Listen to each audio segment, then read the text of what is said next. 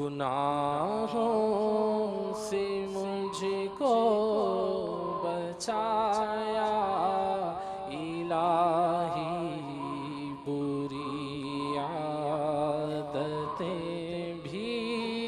چھڑایا الہی، بری عادتیں بھی چھڑایا الہی۔ سیدنا مالک بن دینار رحمت اللہ تعالیٰ نے فرماتے ہیں کہ منقول ہے بنی اسرائیل میں ایک عالم لوگوں کا اجتماع کیا کرتے ہیں، عورتیں بھی اس اجتماع میں جمع ہوتی، تو پردے وردے کا ظاہر اہتمام ہوتا ہوگا۔ اس عالم کا ایک نوجوان بیٹا تھا، اس نے ایک لڑکی کو تاڑا تو عالم کی نظر پڑی کہ میرا بیٹا بدنگاہی کر رہا ہے، تو عالم صاحب نے وہیں سے فرمایا کہ بیٹا صبر کر، یعنی بدنگاہی مت کرو، تمہارا جی بھلے چاہتا لیکن تم اس کی طرف دیکھو مت، صبر کرو۔ یہ کہتے ہی وہ عالم صاحب منہ کے بل تخت سے گر پڑے، جس سے بعض ہڈیاں ان کی ٹوٹ گئیں، جوڑ ہڈیوں کے ٹوٹ گئے۔ اس وقت کے نبی کو اللہ تبارک و تعالی نے اسی وقت وحی فرمائی کہ فلاں عالم کو خبر دے دو کہ میں اس کی نسل سے کبھی صدیق پیدا نہیں کروں گا۔ صدیق یہ ولی سے بھی بلند رتبہ ہوتا ہے، مطلب یہ کہ اپنے بیٹے کو سختی سے اس بری حرکت سے باز کیوں نہیں رکھا، اس کو اچھی طرح کیوں نہیں سمجھایا؟ کیا ہم بھی اپنی اولاد کو، اپنے ماتحتوں کو کیا اچھی طرح سمجھاتے ہیں؟ نہیں، ہرگز نہیں، ہرگز نہیں۔ حالانکہ قرآن واضح طور پر ارشاد فرما چکا، سورۃ التحریم پارہ 28واں، یا ایھا الذین آمنوا قوا انفسکم واہلیکم نارا وقودها الناس والحجارہ علیہا ملائکۃ غلاظ شداد لا يعصون اللہ ما امرهم ويفعلون ما يؤمرون۔ ترجمہ کنز الایمان، اے ایمان والو اپنی جانوں اور اپنے گھر والوں کو اس آگ سے بچاؤ جس کے ایندھن آدمی اور پتھر ہیں، اس پر سخت کرنے فرشتے مقرر ہیں جو اللہ عز و جل کا حکم نہیں ٹالتے، جو انہیں حکم ہو وہی کرتے ہیں۔ آپ نے دیکھا کہ اللہ تبارک و تعالی حکم دے رہا ہے اپنے آپ کو اور اپنی اولاد کو، اپنے اہل کو جہنم کی اس آگ سے بچاؤ جس کا ایندھن آدمی اور پتھر ہے، اور اس پر کر رہے فرشتے مقرر ہیں، کر رہے فرشتے، کسی کی سنتے ہی جو اللہ نے حکم دیا بس خلاص اسی پر وہ عمل کرتے ہیں۔ اس آیت مقدسہ کو سن کر ہم پر کچھ بھی اثر نہیں ہوا، کچھ بھی۔ حالانکہ حضرت سیدنا منصور رضی اللہ تعالیٰ عنہ سفر حج کے دوران کوفے کی کسی گلی سے کسی کام سے وہاں قیام تھا، رات کے وقت نکلے تو ایک گھر سے مناجات کی آواز آ رہی تھی، رو رو کر کوئی اپنے گناہوں کی معافی مانگ رہا تھا۔ جب وہ چپ ہوا تو حضرت منصور رضی اللہ تعالیٰ عنہ نے یہ آیت تلاوت کی، یا ایھا الذین آمنوا قوا انفسکم واہلیکم نارا۔ تو جب یہ آیت تلاوت کی تو گھر کے اندر سے ایک دم دھڑام سے گرنے کی آواز آئی، پھر خاموشی طاری ہو گئی، یہ چلے گئے۔ صبح وہیں سے نکلے تو لوگ جمع تھے، تعزیت کر رہے تھے، تو ایک بڑھیا پر نظر پڑی، وہ رو رو کر کہہ رہی تھی کہ اللہ تعالی میرے بچے کے قاتل کو جزائے خیر نہ دے کہ میرا جوان بیٹا رات کو گڑ گڑا کر دعا مانگ رہا تھا، اللہ کی بارگاہ میں رو رہا تھا، تو کسی نے ایسی آیت پڑھ دی جس میں جہنم کے عذاب کا ذکر تھا، اور میرے بیٹے سے وہ برداشت نہ ہو سکا اور میرے بیٹے نے دم توڑ دیا۔ تو آپ فرماتے ہیں کہ میں سمجھ گیا کہ میں نے جو آیت پڑھی تھی دھڑام سے آواز آئی تھی گرنے کی، ہو نہ ہو میری وجہ سے اس کا انتقال ہوا، لیکن کہنے کی ضرورت نہیں تھی، بلکہ وہ مرنے والا تو بڑا کامیاب ہو گیا، اس نے کیا نقصان؟ سبحان اللہ، قرآن سن کر اس نے دم توڑا، اللہ اکبر۔ تو حضرت منصور رضی اللہ تعالیٰ عنہ فرماتے ہیں کہ میں نے خواب میں نوجوان کو دیکھا، بڑا خوش پوش خوش مزہ، وہ کہہ رہا تھا کہ میں وہی نوجوان ہوں کہ جس پر آپ نے آیت پڑھی تھی اور انتقال ہوا تھا۔ تو میں نے اس کو پوچھا کہ اللہ تبارک و تعالی نے آپ کے ساتھ کیا معاملہ کیا؟ تو کہنے لگا کہ اللہ تعالیٰ نے میرے ساتھ تو وہ کیا جو شہدائے بدر کے ساتھ کیا تھا، میں نے پوچھا یہ کیسے؟ تو کہنے لگا کہ وہ کافروں کی تلوار سے شہید ہوئے اور میں اللہ کی تلوار سے شہید ہوا ہوں۔ تو کتنا کرم ہو گیا۔ تو واقعی کوئی تو قرآن سن کر دم توڑے اور کوئی گانے سنتے ہوئے دم توڑے۔ وہ معزز تھے زمانے میں مسلمان ہو کر اور ہم خوار ہوئے تاریخ قرآن۔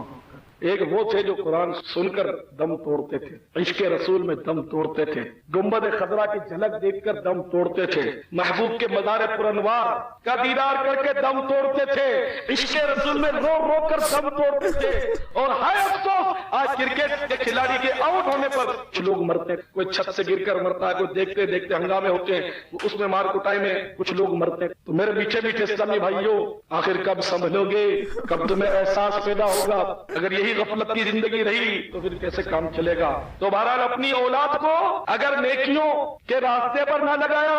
گناہوں سے نہ روکا، تو ابھی ابھی آپ نے قرآن سنا کہ قرآن کا حکم ہے کہ اپنے آپ کو، اپنے اہل و عیال کو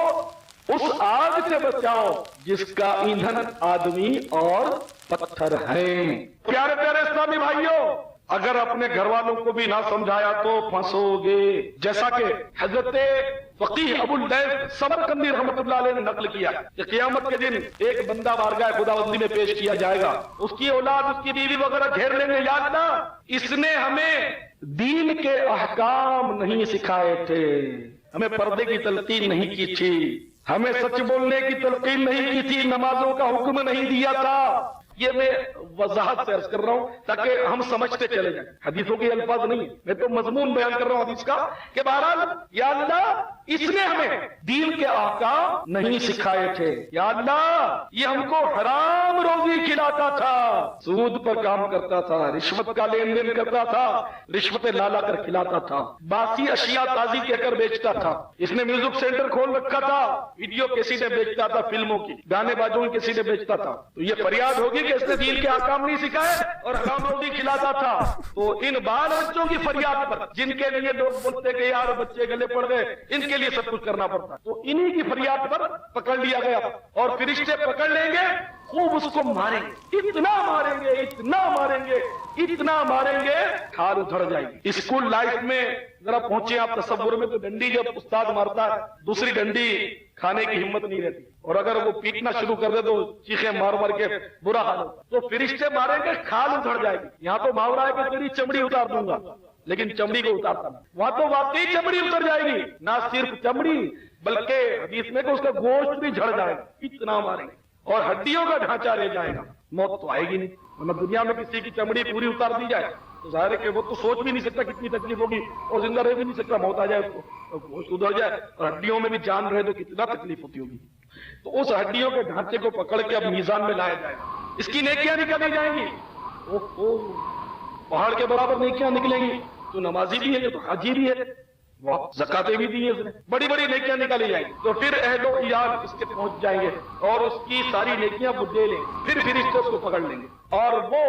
حسرت سے کہے گا ہائے افسوس، اب میرے کندھوں پر صرف ان گناہوں کا بوجھ رہ گیا جو میں نے تم لوگوں کی خاطر کیا تھا۔ اپنے بال بچوں کو کہہ رہا ہے کہ تمہاری خاطر جو گناہ کیے تھے وہی میرے کندھے پر رہ گئے، میں تو تمہارے لیے رشوت لاتا تھا، میں نے تمہارے لیے سود پر لون لے کر میں نے کاروبار کیا تھا، تمہاری خاطر میں جوا کی اسکیمیں چلاتا تھا، تمہاری خاطر میں نے میوزک سینٹر کھولا تھا، مجھے کیا ضرورت، میں تو تمہیں لوگوں کے لیے یہ کرتا تھا، تمہیں لوگوں کے لیے وہ کرتا تھا، انہیں طرح طرح کے مطلب اب وہ گناہ میرے کندھے پر رہ گئے کہ جو میں نے تم لوگوں کے لیے کیے تھے۔ یہ وہ بدنصیب ہے جو اپنے بال بچوں کی وجہ سے جہنم میں جا رہا ہے۔ تو میرے پیارے پیارے اسلامی بھائیوں، خوب سوچ لو کہ اب بھی اس آیت پر سمجھ نہیں آئی آپ کی، جس میں کہا گیا یا ایھا الذین آمنوا قوا انفسکم وأہلیکم نارا، اے ایمان والو اپنی جانوں اور اپنے گھر والوں کو اس آگ سے بچاؤ، وقودھا الناس والحجارہ، جس کا ایندھن آدمی اور پتھر ہیں۔ اب بھی نہیں سمجھ آئے گی۔ یہاں تو اولاد کو گناہوں سے بچانا کیا، خود گناہوں کے لیے آرڈر ہے، خبردار اگر تو نے داڑھی رکھی تو، خبردار تو نے امامہ پہنا تو، خبردار اگر تو دعوت اسلامی کے اجتماع میں گیا کیا تو مولوی بنے گا؟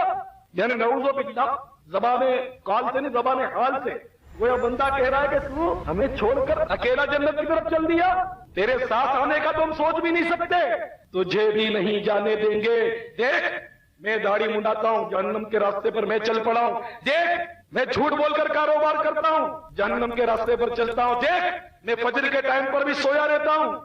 جہنم کے راستے پر چلتا ہوں. دیکھ فیشن کا دل دادا ہوں, جہنم کے راستے پر چلتا ہوں. دیکھ میں سود اور رشوت کا لین دین کرتا ہوں, جہنم کے راستے پر چلتا ہوں. کیا تو ملا بنے گا, مولوی بنے گا؟ تو دعوت اسلامی کے مدنی ماحول کے ذریعے اللہ رسول کی خوشنودی اختیار کرے گا, جبکہ رات دن میں اللہ رسول کو ناراض کیا جا رہا. میں تیرا باپ ہوں, میں تیری ماں ہوں, اگر ہمارا دل دکھائے گا تو یوں ہو جائے گا, یوں ہو جائے گا. اولاد کو کسی طرح بھی مطلب اس راستے سے روکا جاتا ہے, سب نہیں روکتے, لیکن اگر یہ کہہ دوں کہ اکثریت روکتی ہے تو شاید ہو سکتا ہے غلط نہ ہو, پتہ نہیں مسلمانوں کو کیا ہو. تو میرے پیارے پیارے اسلامی بھائیوں, یہ یاد رکھیے کہ اگر ہم نے مطلب امر بالمعروف و نہی عن المنکر کو چھوڑا تو ہم کہیں کے نہیں رہے.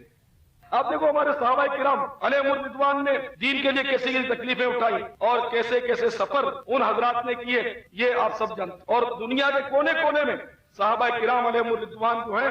وہ تشریف لے گئے اور انہوں نے وہاں پہنچ کر دین کو پھیلایا اور مطلب ہے کہ اسلام کا ڈنکا بجایا. اور اس کی خاطر کیسی کیسی قربانیاں دی. حقیقت میں اسلام کی قدر تو حضرت بلال رضی اللہ تعالیٰ عنہ سے کوئی پوچھے,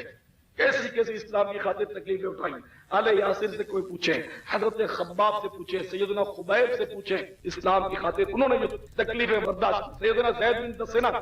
سے کوئی اسلام کی تکلیفیں پوچھے اور اہمیت پوچھے, کتنی انہوں نے تکلیفیں اسلام کی خاطر برداشت کی اور اسلام کو کس قدر مطلب ہے کہ تکلیفیں اٹھا کر انہوں نے ہم تک پہنچایا.